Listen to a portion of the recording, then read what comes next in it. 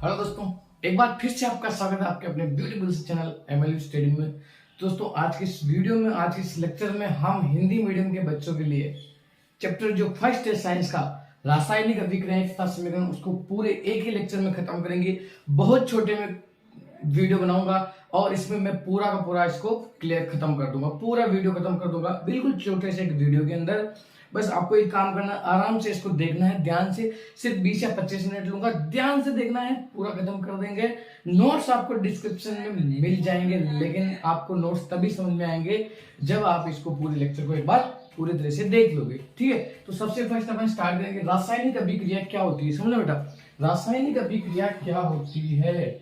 सबसे first topic है आपके रासायनिक अभिक्रिया। हाँ, ये क्या होता है बेटा रासायनिक अभिक्रिया? अरे बेटा, देखा हुआ है आपने, देखा हुआ है आपने रासायनिक अभिक्रिया।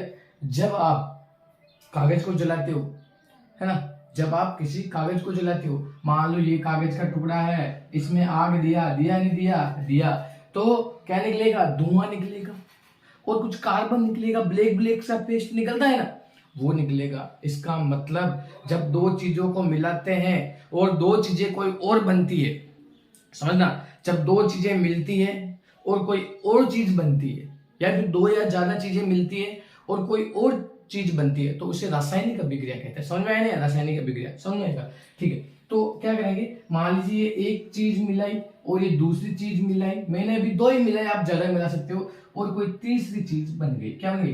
तीसरी चीज बन गई। अभी बताऊंगा कहते क्या इनको। मान लीजिए ए है और ये बी है और ये तीसरा सी है। ठीक है, इसका मतलब कहीं ना कहीं दिमाग में धीरे धीरे मेरे सेट होने जा रहा है कि जब दो या दो से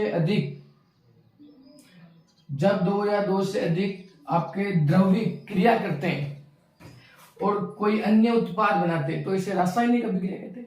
लेकिन अब इसको थोड़ा साइंस की लैंग्वेज में पढ़ेंगे कि दो जो द्रव्य क्रिया करते हैं, ध्यान से सुना बेटा, जो क्रिया करते हैं उनको अभिकारक या क्रियाकारक बोलते हैं। ठीक है, उनको अपन अभिकारक या फिर क्रियाकारक बोलते हैं।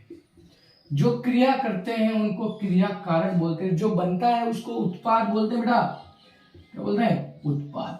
अब ढंग से देखना इसको कि जब दो या दो से अधिक क्रियाकारक क्रिया करके कोई तीसरा उत्पाद बनाते हैं, कोई अन्य उत्पाद बनाते हैं, तो इसे रासायनिक अभिक्रिया कहा जाता है। जब दो या दो से अधिक क्रियाकारक क्रिया करके कोई अन्य उत्पाद बनाते हैं, तो इसे रासायनिक अभिक्रिया कहा जाता है। कोई दिक्कत वाली बात नहीं है। यहाँ देखिए, दो क्रियाकारक क्रिया कर रहे हैं और एक तीसरा उत्पाद बना रहे हैं, इसलिए कहते हैं कि जब दो या दो से अधिक क्रियाकारक क्रिया करके कोई अन्य उत्पाद बनाते हैं, तो इसे रासायनिक अभिक्रिया कहा जाता है। ईमानदारी के साथ बताना बेटा, समझ में आया कि नहीं आया? ईमानदारी से पूरा समझ में आ गया होगा आपको। ठीक है, तो समझ में आ गए रासायनिक अभिक्रिया किसे कहते हैं। डेफिनेशन लिंक में डिस्क्रिप्शन में पड़ी हुई है, नोट्स पड़े हुए हैं, डाउनलोड करो, जाओ और पढ़ो। लेकिन इससे पहले वीडियो देखना बहुत जरूरी है, क्योंकि वीडियो नहीं देखोगे तो समझ में कुछ नहीं आएगा आपको। ठीक है बेटा, ये आपको कोई दिक्कत नहीं इसमें। ठीक है, रासायनिक अभिक्रिया आपको समझ में आ गई। ठीक है, अब रासायनिक अभिक्रियाओं के प्रकार पढ़ते हैं। ठीक है, मेनली इंपॉर्टेंट जो प्रकार है वो मैं आपको बताता हूँ। पहला प्रकार है आपके बेटा संयोजन अभिक्रिया। क्या है? संयोजन अभिक्रिया। संयोजन अभिक्रिया, संयोजन अभिक्रिया क्या होती है यार? ये है संयोजन यानी जुड़ना। क्या है बेटा? संयोजन यानी यहां से आप देखोगे जुड़ना। इसका मतलब दो क्रियाकारक क्रिया करके एक साथ जुड़ जाते हैं। मान लो ये ए है, ये बी है, दो क्रियाकारक क्रिया करके एक साथ जुड़ जाते हैं और एकल उत्पाद बनाते हैं, तो इसे संयोजन अभिक्रिया कहते हैं। ईमानदारी से बताना, दो क्रियाकारक है, क्रिया करके एक साथ जुड़ गए, ये दोनों एक साथ बैठ गए, नहीं बैठ गए? बैठ गए। तो जब दो क्रियाकारक क्रिया करके एक ही उत्पाद बनाते हैं, एकल उत्पाद बनाते हैं, तो इसे रासायनिक अभिक्रिया में इसको क्या कहते हैं? संयोजन अभिक्रिया। क्या कहते हैं? संयोजन अभिक्रिया। इसकी आप अगर संयोजन अभिक्रिया की रासायनिक समीकरण लिखना चाहो तो रासायनिक समीकरण आप लिख सकते हो C+O2 = CO2। ये दोनों क्रिया किया और एक साथ जुड़ गया। ईमानदारी से बताना, जुड़ गया नहीं जुड़ गया? बिल्कुल जुड़ गया बेटा, तो CO2 बन गया। कार्बन की ऑक्सीजन के साथ अभिक्रिया करी, कार्बन डाइऑक्साइड बन गया, ये हो गई संयोजन अभिक्रिया। वेरी गुड, बहुत इजी थी, बहुत इजी थी। फालतू में तुम इतना लोड ले रहे हो जिंदगी में, बहुत इजी है बेटा साइंस, बहुत इजी है। अब है वियोजन अभिक्रिया, समझना क्या बेटा? वियोजन अभिक्रिया। संयोजन समझ में आ गई ईमानदारी से।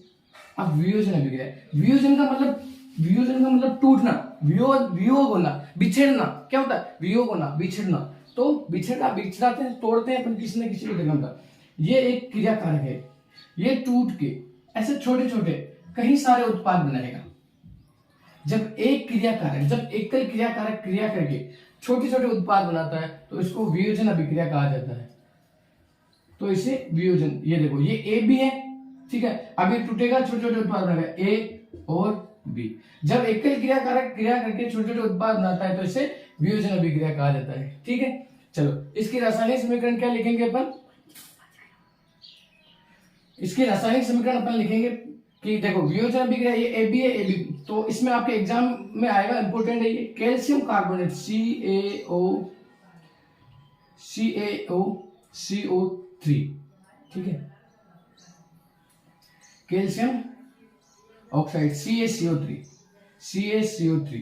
इस कैल्शियम कार्बोनेट को अगर आप गर्म करोगे बेटा, क्या करोगे, गर्म करोगे, तो क्या बनेगा देखना, इसका एक ऑक्सीजन इसके साथ दे दो तो ये CaO हो जाएगा, नहीं हो जाएगा बेटा। इस तीन में से एक ऑक्सीजन Ca को दे दिया तो Ca हो गया। अब यहाँ पर दो ही बचे तो CO2, तो आपको क्या बनेगा CaO प्लस CO2, ये हो गया कैल्शियम ऑक्साइड, ये हो गया कार्बन डाइऑक्साइड, ठीक है। इसका मतलब कैल्शियम कार्बोनेट को जब अपन गर्म करेंगे तो कैल्शियम ऑक्साइड बनेगा और कार्बन डाइऑक्साइड गैस निकल जाएगी। ये कार्बन डाइऑक्साइड गैस निकल गई, कोई दिक्कत नहीं है, कोई परेशानी नहीं है, कोई समस्या नहीं है, ठीक है।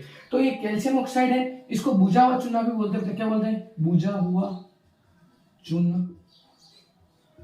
बोलो समझ में आया कि नहीं? वियोजन अभिक्रिया बहुत इजी बेटा, वियोजन अभिक्रिया समझ में आ गई, ठीक है। अब वियोजन अभिक्रिया एक सूर्य के प्रकाश से भी होती है ना, तो सूर्य के प्रकाश वाले समझ लेते हैं एक वियोजन अभिक्रिया। सेकंड लिख रहा हूं मैं इसमें एग्जाम्पल, सेकंड एग्जाम्पल क्या बेटा सुनना, कि अगर सिल्वर ब्रोमाइड को सूर्य के प्रकाश में ताप देते हैं, सूर्य के प्रकाश की उपस्थिति में ताप देते हैं तो सिल्वर अलग से बन जाता है प्लस ब्रोमाइड बन जाता है Br2, ठीक है। अब ये संतुलित नहीं है, संतुलित करना सीखेंगे अपन बड़े प्यार से, ठीक है, बड़े प्यार से सीखेंगे। अभी आप इतना ध्यान रख लो, ये आपके लिए काफी है। संयोजन अभिक्रिया हो गई, वियोजन अभिक्रिया भी हो गई, ठीक है बेटा। नेक्स्ट आपके विस्थापन अभिक्रिया, कौन सी अभिक्रिया देगा, विस्थापन अभिक्रिया। चलिए विस्थापन अभिक्रिया समझते हैं ना।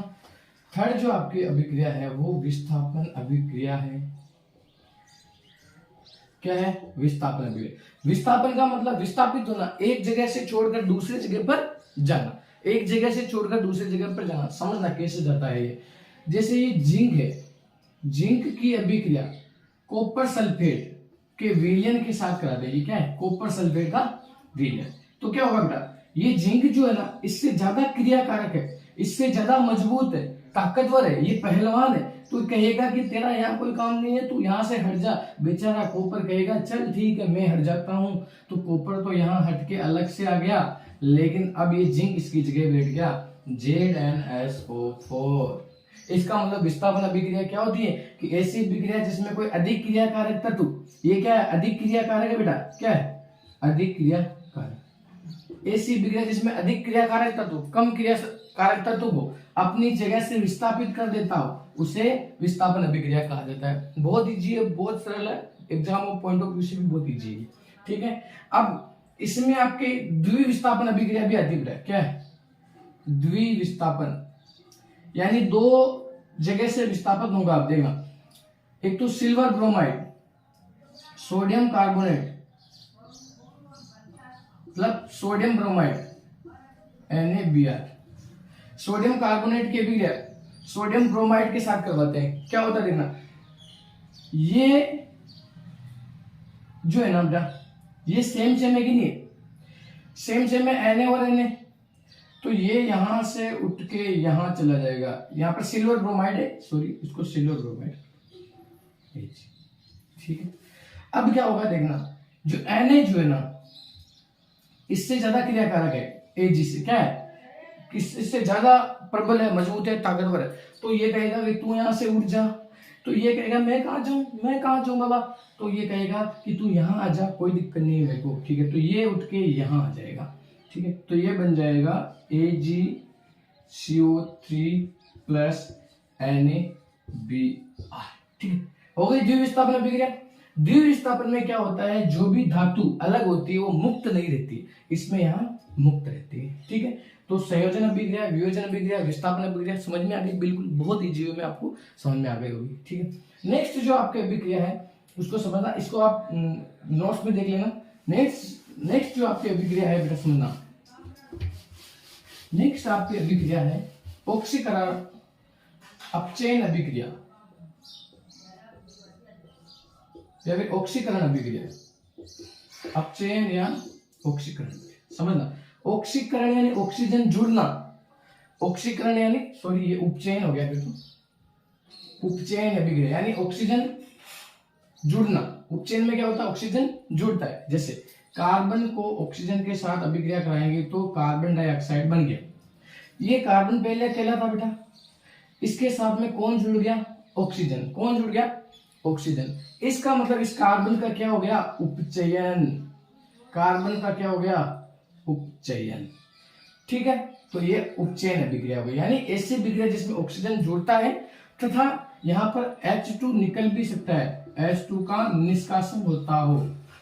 ऐसी अभिक्रिया जिसमें H2 का संयोजन होता हो, O2 का संयोजन होता हो तथा H2 का निष्कासन होता हो, उसे उपचयन अभिक्रिया या फिर ऑक्सीकरण अभिक्रिया कहा जाता है। समझ में आ गया बिल्कुल जी।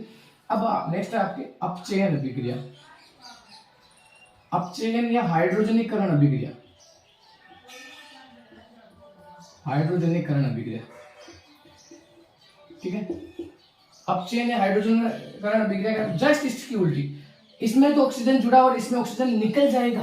जैसे कॉपर ऑक्साइड, कॉपर ऑक्साइड ये हो गया आपके पास कॉपर ऑक्साइड, कॉपर ऑक्साइड की अभिक्रिया अगर अपन करवाते किसके साथ बेटा, अगर अपन हाइड्रोजन गैस के साथ में करवाएंगे तो होगा क्या, देखना ये कॉपर से ऑक्सीजन अलग हो जाएगा। क्या हो जाएगा, कॉपर से ये ऑक्सीजन यहाँ इसके पास जाके बैठ जाएगा, तो कॉपर तो अकेला हो गया बेटा, और ये ऑक्सीजन इसके साथ लगे H2O बन गया। क्या बन गया, H2O। इसका मतलब कॉपर से कौन टूटा, ऑक्सीजन टूटा। कॉपर से कौन टूटा, ऑक्सीजन टूटा। इसका मतलब किसका अपचयन हुआ, तो कॉपर ऑक्साइड का ईमानदारी से अपचयन हुआ। एग्जाम में आता है ये रिएक्शन, पिछली बार 2022 में या 2023 में कहीं ना कहीं आपके आई हुई, मुझे पूरा पता है कि ऐसी अभिक्रिया दे दी थी। उन्होंने कहा किसका अपचयन हुआ, तो कॉपर ऑक्साइड का अपचयन हुआ, क्योंकि कौन टूटा, कॉपर ऑक्साइड। और किसका उपचयन हुआ, यानी ये ऑक्सीजन के साथ, ऑक्सीजन टूट के किसके साथ लगा, तो ये इसके साथ लगा, यानी H2 का, पहले कौन था, H2 था, तो H2 का तो उपचयन, अपचयन हो गया, उपचयन हो गया, और CuO का अपचयन हो गया। अब बच्चों लास्ट जो आपके रासायनिक अभिक्रिया है वो है उपापचयन अभिक्रिया। क्या बेटा, उपापचयन यानी अपचयन भी होगा और उपचयन भी होगा। समझना, यही एग्जाम्पल चलेगा इसमें बेटा, ये एग्जाम्पल चलेगा, देखना कैसे चलेगा वो, बहुत इजी है, देखना। उपापचयन अभिक्रिया, आप हेडिंग डाल दीजिए बेटा, उपापचयन अभिक्रिया। नेक्स्ट आपके रासायनिक अभिक्रिया क्या बेटा, उपापचयन अभिक्रिया, उपापचयन। इसको इंग्लिश में बोलते हैं रेडॉक्स। क्या बोलते हैं, आपके इंग्लिश में भी लिख रखा है इसी को, क्या बोलते हैं इसको, रेडॉक्स अभिक्रिया, रेडॉक्स अभिक्रिया। उपापचयन का मतलब अपचयन, उपचयन प्लस अपचयन दोनों साथ साथ होंगे। समझना, एग्जाम्पल देखना। सबसे पहले कॉपर ऑक्साइड की अभिक्रिया अगर हाइड्रोजन के साथ में करवाते हैं बेटा, क्या मिलेगा, देखना, ये ऑक्सीजन बेचारा इसके साथ लग जाएगा, कॉपर अकेला रह जाएगा, कॉपर अकेला रख दो और H2 इसके पीछे ये O लग जाएगा, इसके पीछे ये O लग जाएगा, तो H2O बन गया। कोई दिक्कत आपको, कोई दिक्कत या परेशानी नहीं है। इसका मतलब इसमें गौर से देखना इस अभिक्रिया को कि ये कॉपर ऑक्साइड था, इससे बेचारा ऑक्सीजन अलग हो रहा है, यानी कॉपर ऑक्साइड का तो हो रहा है अपचयन। क्या हो रहा है, कॉपर ऑक्साइड का तो हो रहा है अपचयन, कॉपर ऑक्साइड का हो रहा है अपचयन, लेकिन ये ऑक्सीजन किसके साथ में आके जुड़ा, ये ऑक्सीजन तो किसके साथ में आके जुड़ा, ये ऑक्सीजन इस हाइड्रोजन के साथ में आके जुड़ गया, यानी हाइड्रोजन का क्या हो गया, उपचयन। यानी ये देखो, ये हाइड्रोजन का क्या हो गया, उपचयन। एग्जाम में ऐसा नहीं आएगा, एग्जाम में तुम्हारे ये रासायनिक अभिक्रिया देंगे, बोलेंगे इसमें किसका अपचयन हुआ और किसका उपचयन हुआ। अपचयन किसका हुआ, कौन टूटा, कॉपर ऑक्साइड बेचारा टूट गया, यानी CuO का क्या हो गया, अपचयन। बात समझ में आ रही नहीं आ रही, ईमानदारी से? ठीक है। किसके साथ में आके, अब जब वो ऑक्सीजन हटा तो किसके साथ में आके जुड़ा, बोला कि H2O के साथ में आके वो जुड़ गया, बोला H2O के साथ में आके जुड़ गया, तो किसका उपचयन हो गया, तो H2 का उपचयन हो गया। किसके साथ में जुड़ा, H2 के साथ में जुड़ा, इसलिए H2 का उपचयन हो गया। पहले ये था, अब ये बना, इसमें पहले ये था, अब ये बना, मतलब जो पहले होते हैं उन्हीं के नाम आपको लिखते होते हैं। ठीक है, तो अगर आपको उपचयन यानी कौन, अब आपको क्या होना है, ये H2 लिख दिया, तो यहां पर H2O का उपचयन हुआ। ठीक है, कॉपर ऑक्साइड का तो अपचयन हो गया और H2 का उपचयन हो गया। कोई दिक्कत वाली बात नहीं, कोई समस्या, कोई परेशानी नहीं होनी चाहिए आपको।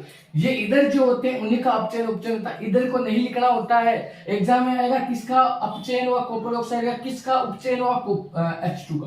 कोई दिक्कत, कोई परेशानी का सामना नहीं होगा आपको। ठीक है, वेरी गुड, आपको समझ में आ गया होगा। आगे अपन पढ़ते हैं। ये सारी की सारी रासायनिक अभिक्रियाएं खत्म हो गई है। ठीक है, एक थोड़ा बहुत आपके ये भी आ जाता है कि उष्माक्षेपी और उष्माशोषी अभिक्रिया क्या होती है, समझ लेना। वैसे तो इतना ज्यादा इंपॉर्टेंट नहीं, फिर भी समझना। एक तो होता है उष्माशोषी अभिक्रिया और एक है आपके उष्माक्षेपी अभिक्रिया। बहुत इजी है समझना। देखो अपन इसको अंतर करके समझेंगे। उष्माशोषी में उष्मा का अवशोषण, शोषी यानी शोषण, ऐसी विक्रिया जिसमें उष्मा का अवशोषण होता है उसे उष्माशोषी विक्रिया कहते हैं। जैसे अपन सांस लेते हैं तो उष्मा लेते ही नहीं लेते, ऑक्सीजन को लेते कि नहीं लेते, तो ये उष्माशोषी विक्रिया हो गई। ठीक है, उष्माक्षेपी जिसमें उष्मा का उत्सर्जन होता हो, ऐसी विक्रिया जिसमें उष्मा का उत्सर्जन होता हो उष्माक्षेपी विक्रिया होती है। ऐसी विक्रिया जिसमें उष्मा का अवशोषण होता हो उष्माशोषी विक्रिया होती है। अब आपको उत्सर्जन अभिक्रियाओं के सर उदाहरण बताओ, उत्सर्जन अभिक्रियाओं के उदाहरण बताओ जिसमें भी उष्मा का उत्सर्जन होता है, वो सारी उत्सर्जन अभिक्रियाएं होती है।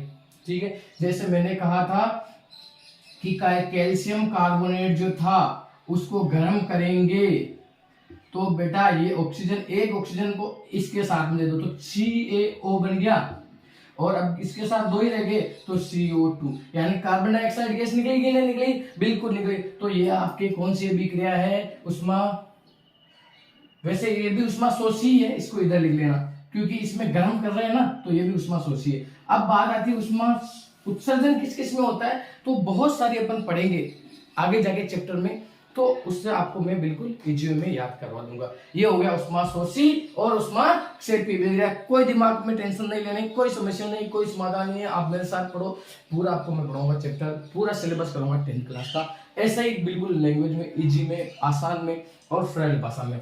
समझ में आ गया कि नहीं आ गया? चलिए, इसके बाद सिर्फ अब आपके दो टॉपिक बचते हैं। कितने टॉपिक बचते हैं बेटा? अब आपके दो टॉपिक बचते हैं। कितने टॉपिक बचते हैं? दो टॉपिक बचते हैं। पहला टॉपिक है आपके संक्षारण क्या होता है सर, संक्षारण, और दूसरा है आपके विकृति गंधिता। कौन सी गंधिता? विकृति गंधिता। चलो ठीक है ठीक है ठीक है।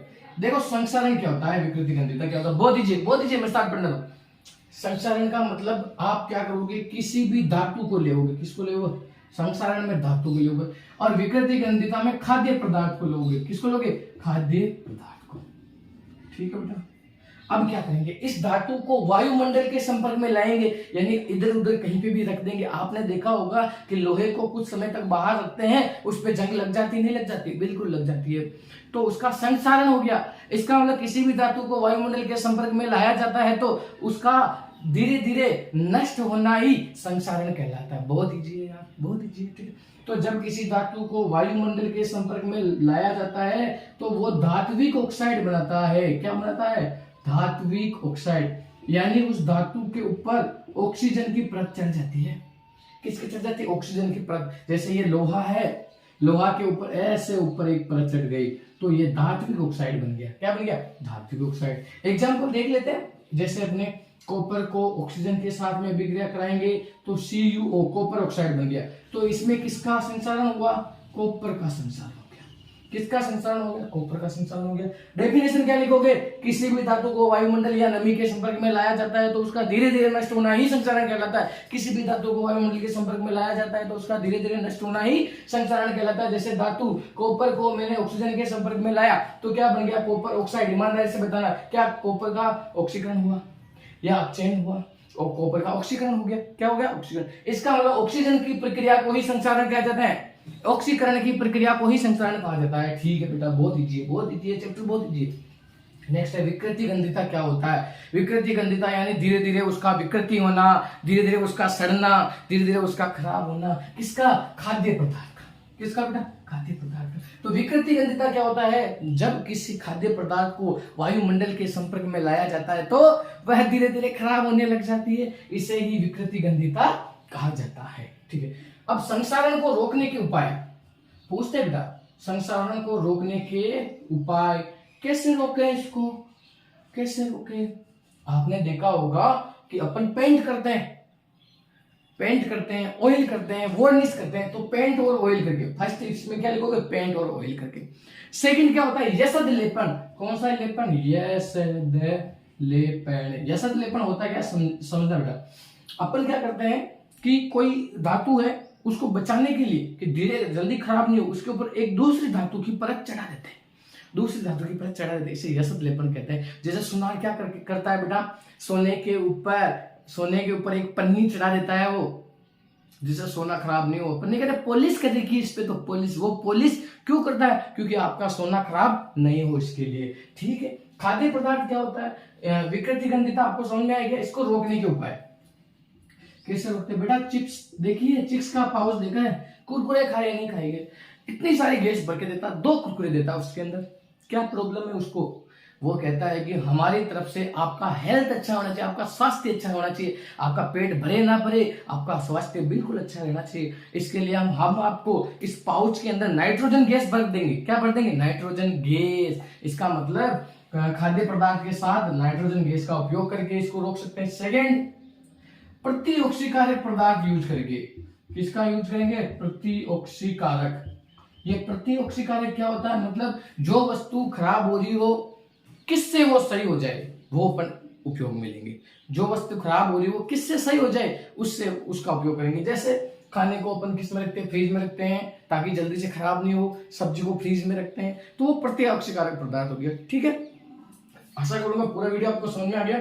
और अब जो रासायनिक अभिक्रिया को संतुलित करना एक टॉपिक ले रहा है, उसको अपन अलग वीडियो में अच्छे से प्रेम से समझेंगे, धीरे से समझेंगे, क्योंकि ये तो पूरा थ्योरिकल था, इसलिए मैंने सारा समझा दिया। बाकी जो भी अगला पार्ट है, अपन जो संतुलित करना होता है रासायनिक अभिक्रिया, वो अगले चैप्टर में अपन अगले वीडियो में अपन पढ़ेंगे। आशा करूंगा आपको अच्छा लगा, समझ में आया, आपने एंजॉय किया, दिल से पढ़ा। और अगर दिल से पढ़ा है तो दिल से लाइक, शेयर और सब्सक्राइब करना। और नीचे आपको नोट्स अगर चाहिए तो नीचे डिस्क्रिप्शन में मैंने दिए हुए हैं। चलिए अभी के लिए इतना ही। जय हिंद, जय भारत दोस्तों।